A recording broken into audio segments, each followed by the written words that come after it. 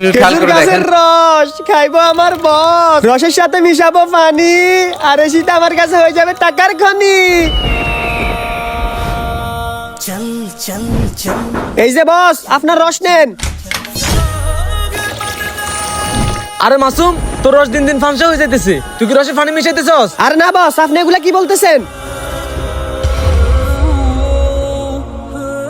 এই যে ভাই, আপনার রস নেন।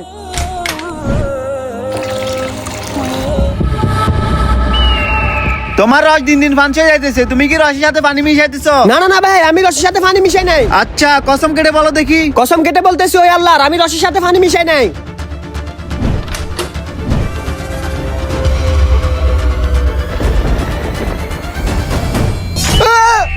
আব্দুল্লাহ আব্দুল্লাহ আব্দুল্লাহ, এক গ্লাস পানি।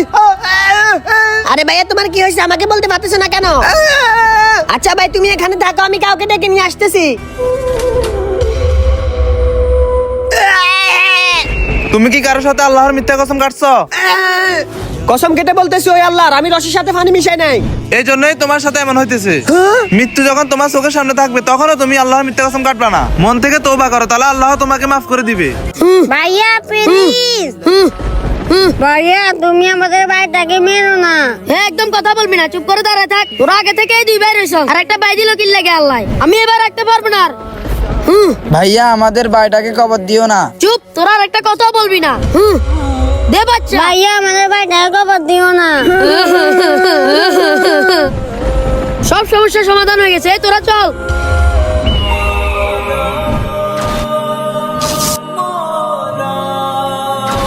নুসরাত, তাড়াতাড়ি চল, বাজারে যাইতে দেরি হয়ে যাচ্ছে। মামা দাঁড়াও, তুমি কি কারোর বাচ্চা কান্নার আওয়াজ শুনতে পাচ্ছ?